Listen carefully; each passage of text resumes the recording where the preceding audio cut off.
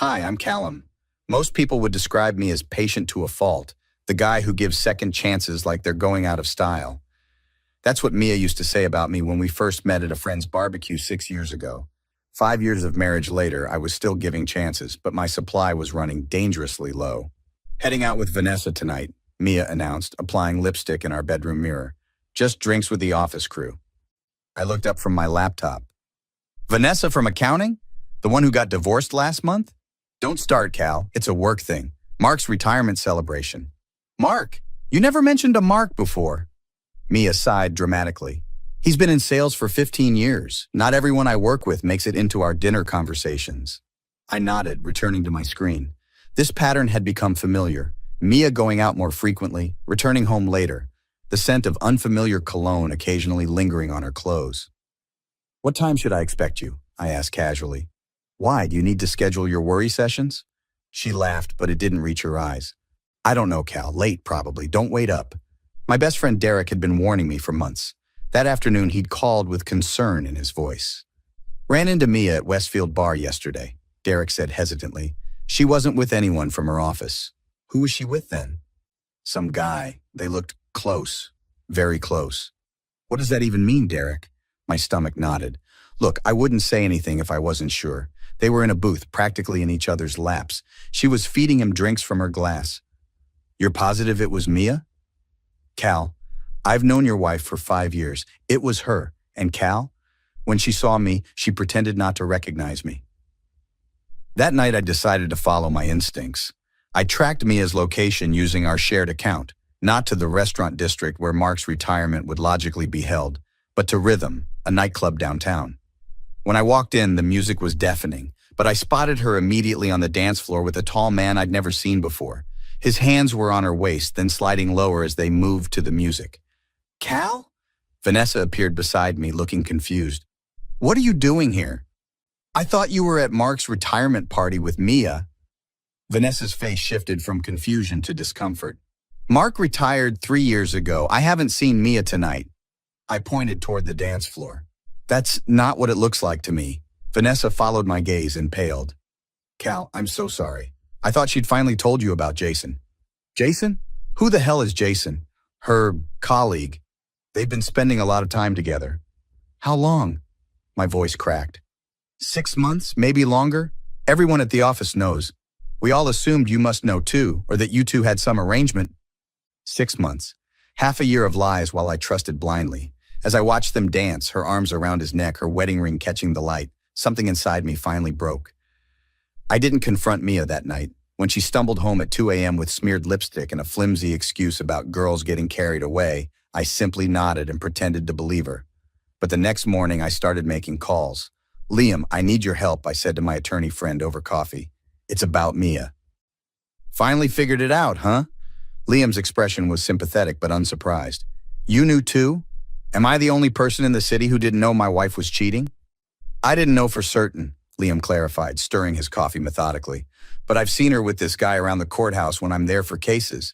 They're not exactly subtle. Courthouse? What business would Mia have at the courthouse? Liam shifted uncomfortably. The guy, Jason, he's a paralegal at Dawson and Myers, criminal defense firm. How do you know his name? Cal, look, this isn't easy to say, but... Liam leaned forward. He was bragging about her at a bar association mixer last month, showing pictures on his phone, private pictures. My blood ran cold. What kind of pictures? The kind a wife shouldn't be sending to someone who isn't her husband. I nearly confronted him then, but I wasn't completely sure it was Mia until I saw them together later. I called Sarah next, Mia's closest friend since college. Her hesitation when I mentioned strange behavior told me everything. Cal, I've wanted to tell you for months, Sarah admitted, voice tight with tension. But Mia swore it was nothing serious, just a workplace flirtation that got out of hand. Out of hand how? She said it was just sexting at first, then drinks after work. I told her to stop before things went further or to come clean to you. But they did go further, I stated flatly. Sarah's silence answered before her words. She started staying at his place sometimes. Told me she'd tell. They were girls' nights or work trips. Did she ever express any remorse? Any guilt at all? She said you were so wrapped up in your career that you barely noticed her anymore, that Jason made her feel alive again. I laughed bitterly. I took that promotion to pay for the house renovation she wanted, the one she said would save our marriage. I know, Cal. That's why I can't keep covering for her. You deserve better. My final call was to Mia's brother, Thomas. Tell me about Jason, I said without preamble when he answered. Thomas exhaled slowly. She told me you found out, finally. What else has she been telling you? That she's planning to leave you for him once they figure out their finances. She wanted my advice on how to break it to you gently. The betrayal cut deeper. When was she planning this gentle heartbreak? After your anniversary trip next month. She said she'd give you one last good memory before ending things. One last good memory, I repeated, the words bitter as poison. How thoughtful. For what it's worth, I told her she was making a massive mistake. This Jason guy has a history. He's done this before with married women. How do you know that? My buddy Rob works at Dawson and Myers too. Says Jason has a reputation for dating clients' wives and girlfriends. He's been warned about it repeatedly. I thanked Thomas and hung up, a plan forming in my mind. If Jason worked in criminal defense, he'd be familiar with staying just within the bounds of the law. I'd need to be smarter, more careful, and completely legal in my approach. That evening, I called Derek. I need your help setting up surveillance on our joint accounts and devices. Everything legal, everything documented. You're really going through with this? Derek asked. The innocent dance was just the beginning, I replied. And I'm finally ready to walk away, but on my terms. I waited 2 weeks, gathering evidence methodically. Bank statements showing suspicious withdrawals. Text messages recovered from our shared cloud account. Hotel receipts charged to our joint credit card. Location history showing patterns of deception. The security camera footage from our own home showing Jason's visits when I was traveling for work. When I finally confronted Mia, I chose a public setting, the upscale restaurant where we'd had our first date. Privacy with witnesses, should things escalate. This dinner is lovely, Cal, Mia smiled, reaching for my hand across the table. What's the occasion? Clarity, I replied, sliding a folder toward her instead of taking her hand. Something I've been lacking for some time. Her smile faltered. What's this? Evidence of your affair with Jason Mercer, paralegal at Dawson and Myers, frequent guest at our home, and apparently the recipient of quite a few explicit photos taken in our bedroom. The color drained from her face. Cal, I can explain. Please do, I interrupted calmly. Explain the hotel charges on our anniversary last year when you claimed to be visiting your mother. Or the $3,000 withdrawn from our savings to help Jason with his temporary financial situation. You've been spying on me? Her voice rose slightly, drawing glances from nearby tables. No, Mia. I've been discovering the truth about my marriage. There's a difference. It wasn't supposed to happen, she whispered, tears forming. It started innocently. Like that dance at Rhythm, the one where his hands were all over you while you were still wearing my ring? Her eyes widened. You were there? Why didn't you say something? I wanted to see how deep the betrayal went. Turns out, it's an abyss. Cal, please, her voice cracked. I made a terrible mistake. We can work through this. Couples therapy? 6 months isn't a mistake, Mia. It's a choice you made every single day. A choice to lie, to steal from our future, to disrespect everything we built. I love you, she pleaded. Jason means nothing. Strange. Thomas says you were planning to leave me after our anniversary trip next month. One last good memory before breaking my heart gently, right? She flinched. Thomas had no right. No, you had no right. My voice remained controlled but intense. No right to make me the fool in this story. No right to spend our money on him. No right to bring him into our home. What do you want from me? Her tears flowed freely now, mascara running. Nothing. Not anymore. I stood, placing an envelope beside the folder. These are divorce papers. My attorney will contact yours tomorrow.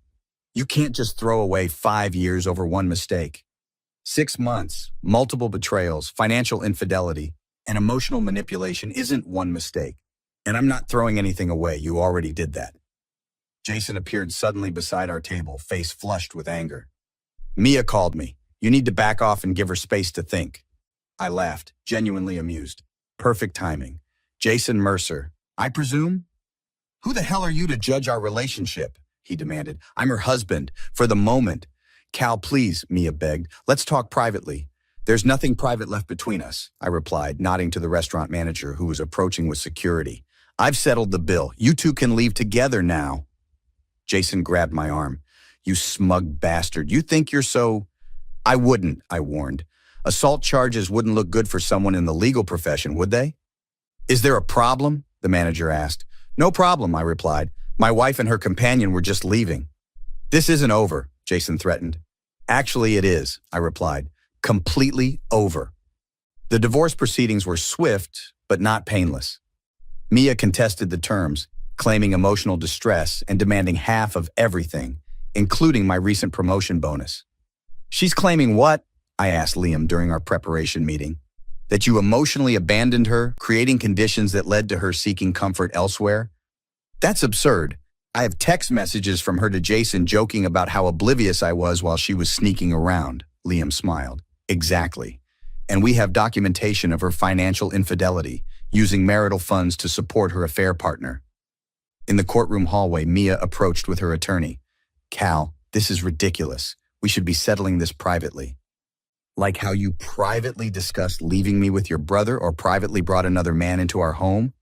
People make mistakes, her attorney interjected. Mrs. Thompson is willing to attend counseling. Save it, I replied. The settlement offer stands. Mia's eyes narrowed. You're enjoying this, aren't you? Humiliating me? No, Mia. I'm protecting myself from someone who's proven she can't be trusted. There's a difference. 2 weeks later, we received news that Jason had been terminated from his position at Dawson and Myers. Apparently, your evidence packet made its way to the partners, Liam explained over lunch. While they couldn't fire him specifically for dating a married woman, the pattern of using his position to access vulnerable clients and their families violated their ethics policy. I never sent them anything, I said truthfully.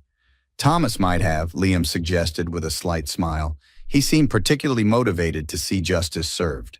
The final divorce hearing arrived faster than expected.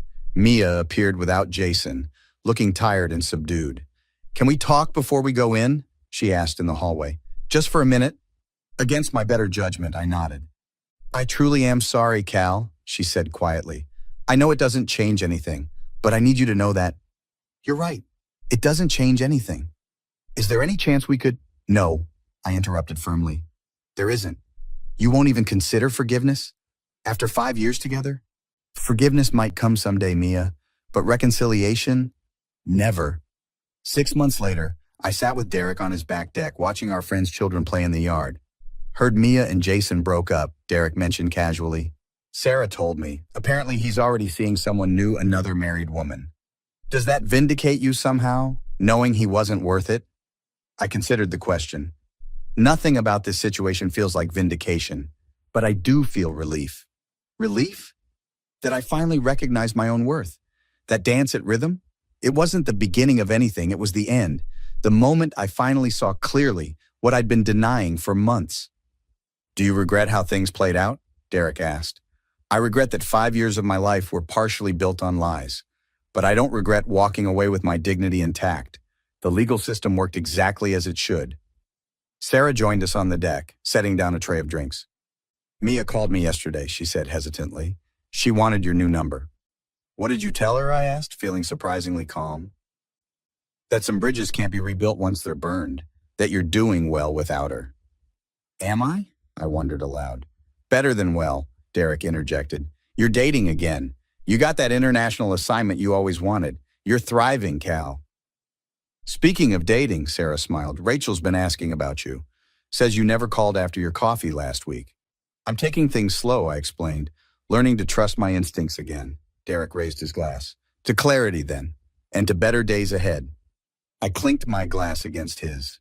And to asking the hard question we all should ask more often. What would your life look like if you refused to accept disrespect disguised as love?